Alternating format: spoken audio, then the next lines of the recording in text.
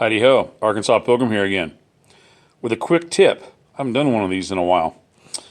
Tip for storage for your shop or your garage, wherever. We've got all these containers that we throw in the trash. And there's plenty of other containers that you can use too, but I find these really handy because they're clear. You can see through them. I use ice cream buckets and stuff for like buckets, but you can't see through them. They're that translucent plastic rather than the transparent. But these are great, and they come in so many different sizes, and they're pretty handy. Like putting zip ties in, or maybe taller zip ties, or nail staples, brushes.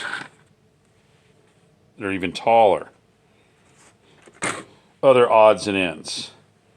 Hey, don't throw those things away.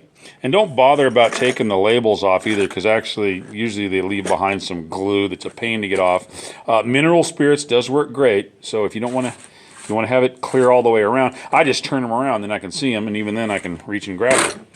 But however you want to do it, I just say, hey, save those pickles or grapefruit jars or spice containers, not jars, containers.